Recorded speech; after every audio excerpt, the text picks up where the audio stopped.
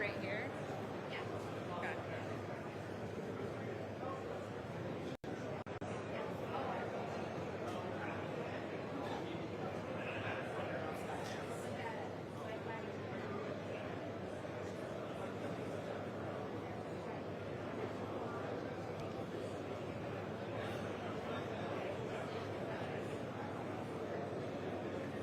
Right here?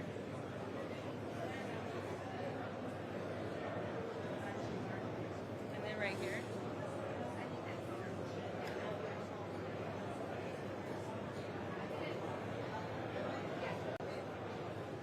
He's really tall. Okay. 1 2 1 2 3 1 2 3 4 1 2 1 2 3 1 2 1 2 3 Vice President JD Vance 1 2 3 1 2 3 1 2 1 2 3 4 5 6 7 8 9 10 1 2 1 2 3 Hello, Ambassador Huckabee, how are you? 1 2 3 1 2 1 2 3 Checking audio quality 1 2 3 1 2 3 I hope the audio quality is good. 1 2 3 4 5 6 7 8 9 10 2-minute warning. Everybody, please mute your phones. Please mute your phones. Thank you very much. 1 2 3 I hope the audio is good. We'll always make sure that. 1 2 3 2-minute warning. Yeah.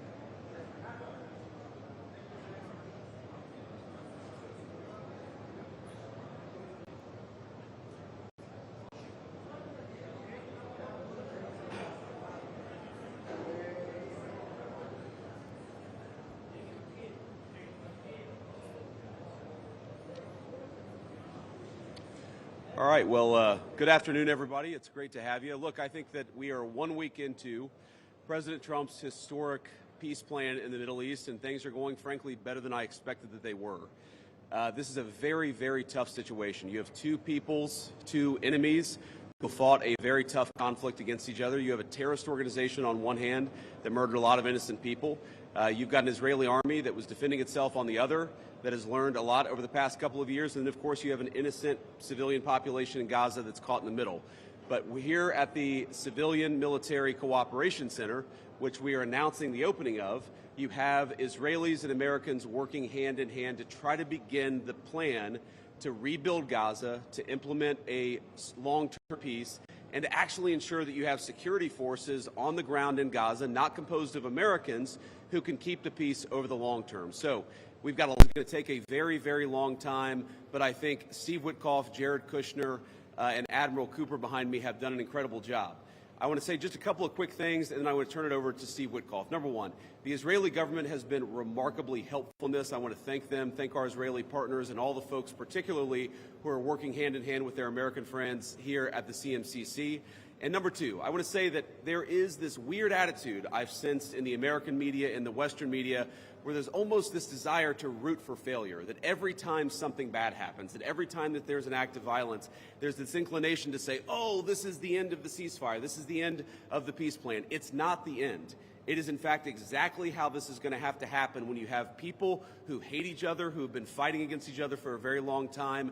We are doing very well. We are in a very good place. We're going to have to keep working on it, but I think we have the team to do exactly that. So with all thanks to our partners, both in Israel, but all across the Gulf Arab states, Indonesia, the Turks, we are doing an amazing thing here, and I'm particularly proud of the American troops working at the command center who are coordinating this effort and making it possible. So with that, I want to thank Ambassador Steve Witkoff and turn it over to him to say a few things. And after everybody's said a few words, we'll take some questions. Thank you, guys. Steve? Well, thank you very much, Mr. Vice President. We're really proud of what's happened here. It's an amazing effort. It's a great coordination between our partners. We have a great team. Signing this deal up was a challenge in and of itself, but the implementation, that's where it really is going to be the most important. And I think we are exceeding where we thought we would be at this time. I think the Vice President has come out here. He sees that. The Secretary of State will be out here. I can't tell you what a privilege it is to work with the team that we have, with Jared, who's extraordinary, the President, of course, and the Vice President, and Admiral Cooper. I would also say this. We're learning so much here. This CMCC that we're setting up now, this is going to be used in other conflicts as we figure out all the intricacies of how to modulate a peace deal, go from war to peace. Lastly, in closing, I want to speak about the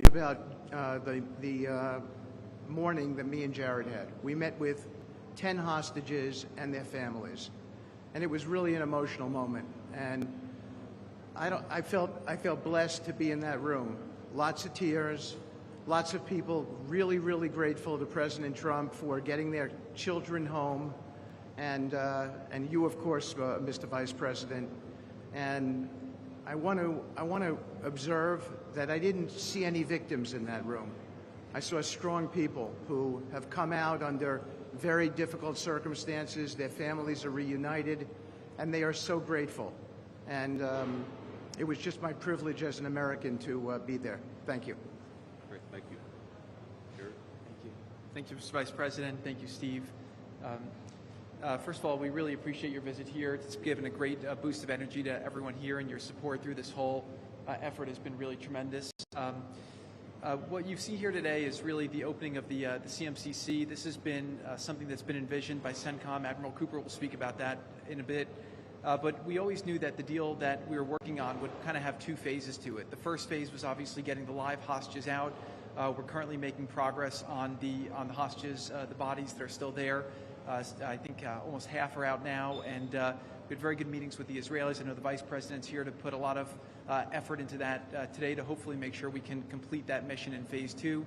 At the same time, the humanitarian aid, there's actually been surprisingly strong coordination between the United Nations and Israel, which is something that we've been able to help synthesize, get each other to air their concerns and to find out how we can do it better so that the aid reaches the people in Gaza and doesn't go into the wrong hands there. Finally, I'll say that there has already been a lot of efforts over the last years by really concerned people to think about what happens next in Gaza. And there's a lot of great things happening here. More will be released in the coming days. But the most important thing here is to figure out how you really get a good deconfliction coordination center. This really has been a startup. There's been a lot that's been done. It's amazing to think it's only been a week. But I actually, with the pace of work and the commitment of everybody, I think in a week from now you'll see even more progress. I want to echo what the Vice President said about how a lot of people are getting a little hysterical about different incursions one way or the other, but what we are seeing is that things are going in accordance. Both sides are transitioning from 2 years of very intense warfare to now a peacetime posture, and really thanks to Admiral Cooper, CENTCOM, and the CMCC to try to build that deconfliction mechanism in order to make sure that we can get to a proper de-escalation. We have some flags that we put up here. This is not fully representative of the countries that are here. It's happening very rapidly. The people are agreeing to come on board, agreeing to help. People really want to be a part of this, and it's just happening very, very quickly. So we'll try to continue to give the updates as it progresses. But really just thank you to the entire team here who's made all this possible. It's been a lot of sleepless nights, around-the-clock effort, and it's really been great coordination because everyone believes that it is possible to create something better in Gaza, and we have to believe it, we have to work hard for it, and if we all work hard to do that, then I do believe a great outcome is possible. Well, Mr. Vice President, thank you for joining us here today at the CMCC. Consistent with our Commander-in-Chief's direction, this facility will be the hub for the delivery of everything that goes into Gaza as we look to the future, delivering on the Commander-in-Chief's commitments. 200 of America's sons and daughters who wear the cloth of the nation have stepped up and are serving here. I just couldn't be prouder, and I know that you are as well. Thank you so much. Great. Thanks, Admiral. And gentlemen, we'll take a few questions now. Sir. I wanted to ask about the Turkish role. It's very concerning for Israelis. Turkey obviously has been a supporter of Hamas. What role will they have, and will they have troops that will be on the ground here or in the Gaza Strip? Thank you. Well, I think, first of all, what troops are on the ground in Israel is going to be a question the Israelis have to agree to, and I'm sure that Prime Minister Netanyahu will have opinions about that, but we think everybody has a role to play here. Some of that's going to be financial, some of that's going to be in reconstruction, some of that's just in communication with the various parties to ensure that this deconfliction process actually works and is implemented. We're not going to force anything on our Israeli friends when it comes to foreign troops on their soil, but we do think that there's a constructive role for the Turks to play, and frankly, they've already played a very constructive role. We're very grateful for that. And you asked, they've supported Hamas in the past. No one who is a party to this conflict can look in the past and not point at something that they don't like or that they disagree with. Everybody who's been involved in this conflict can point at one other person. One of these flags can point at another flag and say, we hate that person for various reasons. The way that we're going to get to peace is to focus on the future, which is what the President of the United States has asked us to do. And we think everybody here is very willing to do that and is very eager to engage in that effort. Ma'am. The ceasefire deal took months to negotiate. What do you think the likelihood is that it will last long term? If you had to put a number on it, a percentage. Well, Jared's the investor here. I'm not going to give you a percentage, but look, what we've seen the past week gives me great optimism the ceasefire is going to hold. And if we get from where we were a week ago to a long-term, durable peace between Israel and Gaza, there are going to be hills and valleys. There are going to be moments where it looks like things aren't going particularly well. But given that, and given the history of conflict, I think that everybody should be proud of where we are today. It's going to require constant effort. It's going to require constant monitoring and supervision. That's part of the reason that Admiral Cooper and his team is here, is to mediate these disputes, to mediate these disagreements as they come up. But look, right now, I feel very optimistic. Can I say with 100% certainty that it's going to work? No. But you don't do difficult things by only doing what's 100% certain. You do difficult things by trying, and that's what the President of the United States has asked us to do. Sir. Mr. Vice President. Suleiman Masoud from Cannes. First of all, thank you for brokering the ceasefire deal. Two questions for you. Hamas was supposed to bring back all the hostages within 72 hours. There are still deceased hostages that are still in Gaza. Will you put a deadline for Hamas to bring back all these hostages? And second thing, President Trump tweeted about this today, Hamas killing their own people in Gaza, Palestinians who worked for Israel. What is your warning to Hamas about that? Yeah, so Steve, I'm going to ask you to follow up here, but let me say just a couple of words about the deceased hostages. I mean, one of the stations that I met with, one of the groups that's working on this that I met with earlier, they actually have a photo of the 15 deceased hostages who are still in Gaza. It is a focus of everybody here to get those bodies back home to their families so that they can have a proper burial. Now, that said, this is difficult. This is not going to happen overnight. Some of these hostages are buried under thousands of pounds of rubble. Some of the hostages, nobody even knows where they are. That doesn't mean we shouldn't work to get them, and that doesn't mean we don't have confidence that we will. It's just a reason to counsel in favor of a little bit of patience. This is going to take a little bit of time. And look, our warning to Hamas is very straightforward. The terms of the 20-point plan that the president put out there is very clear. It's supported not just by Israel, but by all of our Gulf Arab friends. It's that Hamas has to disarm. It's that Hamas has to actually behave itself.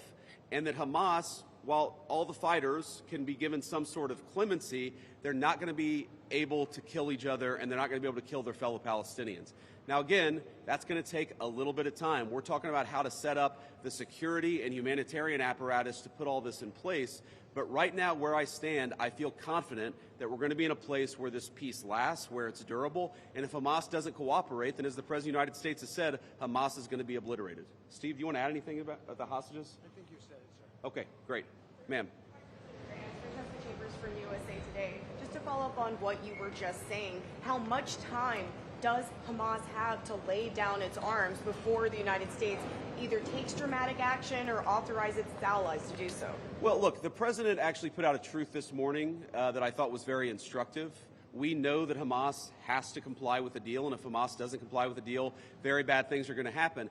But I'm not going to do what the President of the United States has thus far refused to do, which is put an explicit deadline on it, because a lot of this stuff is difficult. A lot of this stuff is unpredictable. You basically have two regions in Gaza, one of which is relatively safe, I wouldn't say very safe, and one of which is incredibly dangerous. And part of ensuring that we get to a durable peace is to broaden the scope of the area that's safe. And the International Security Force is a big part of that. We don't yet have the International Security Force set up. That's something we're working towards. We have a number of volunteers who want to participate in that International Security Force. So my point is, I don't think it's actually advisable for us to say this has to be done in a week, because a lot of this work is very hard.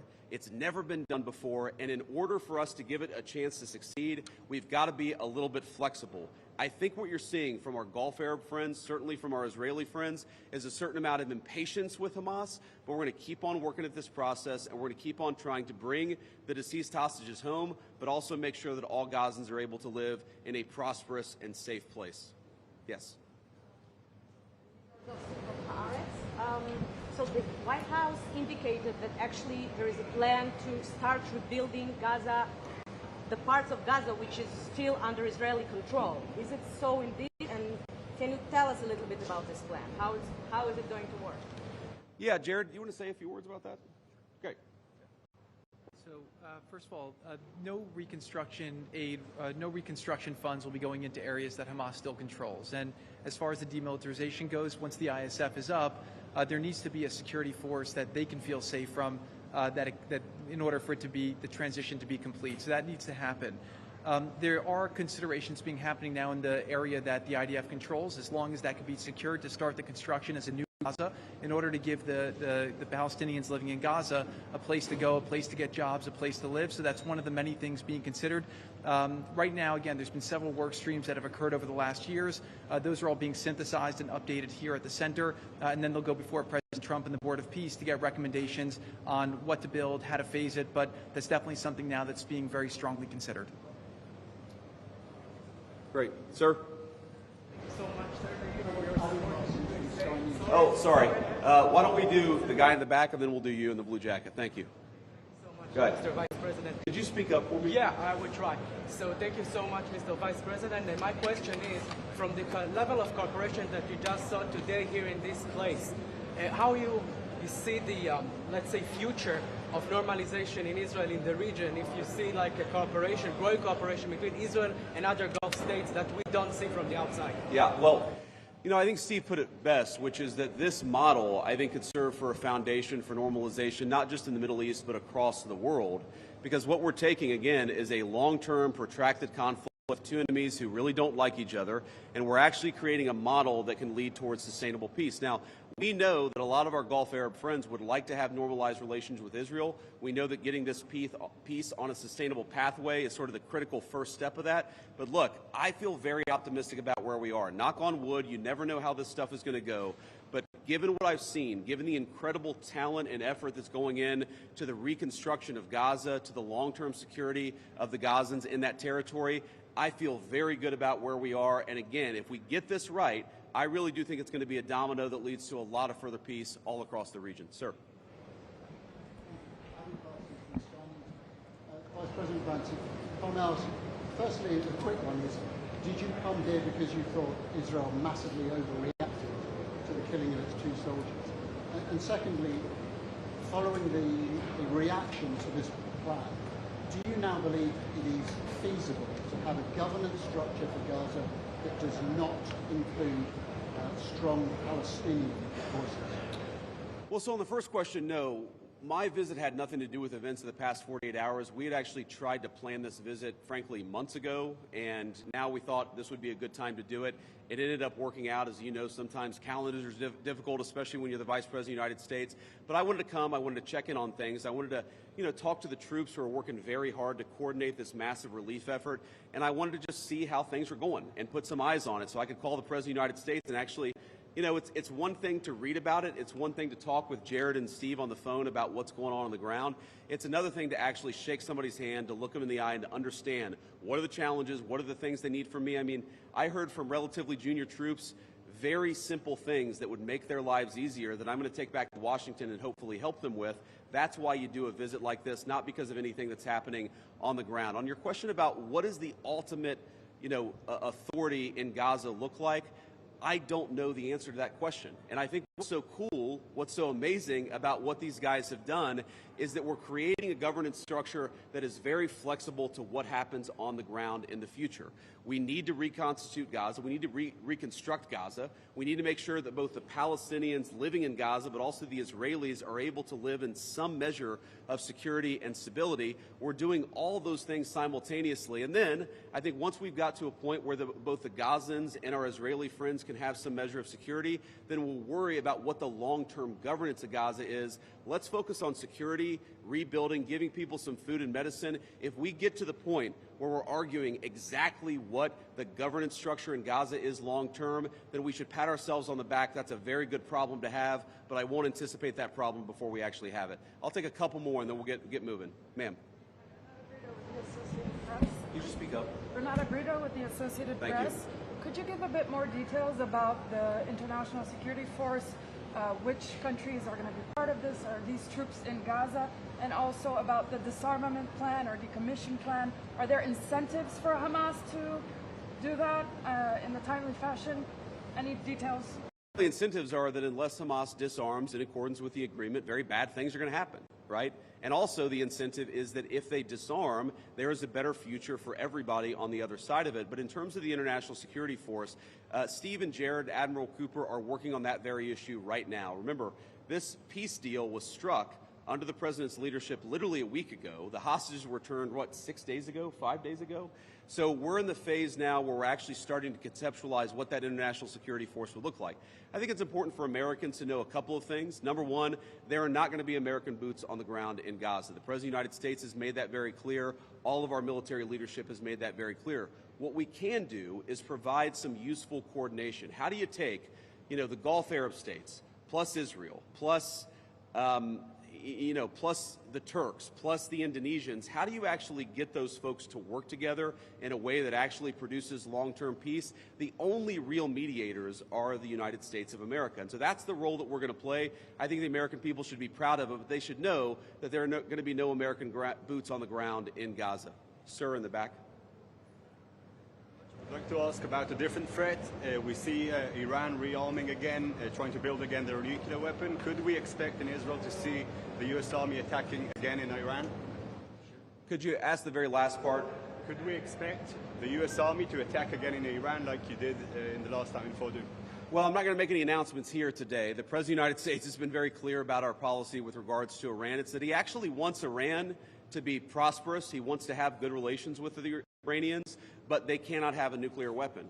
And so we're going to keep on using and exhausting every diplomatic means possible to try to ensure that Iran does not have a nuclear weapon. That's our focus, and that will remain our focus for the indefinite future. Let me just leave us with one final thought here. So I've been to Israel once in my entire life. I came for about 36 hours, and as a Christian, I think the world's Christians will know that this country, that this region of the world means a great deal to me. And at some point today, I hope to go, or at some point in the next couple of days, I should say, I hope to go to the Church of the Holy Sepulchre, which Christians believe is the site that Jesus Christ was crucified in. And I know that Christians have many titles for Jesus Christ, and one of them is the Prince of Peace. And I'd ask all people of faith, in particular my fellow Christians, to pray that the Prince of Peace can continue to work a miracle in this region of the world. I think that we have made incredible strides over the past week. We're going to have to make a lot more, but I think with your prayers, with God's providence, and with a very good team behind me, I think we're going to get it done. Thank you all. Take care.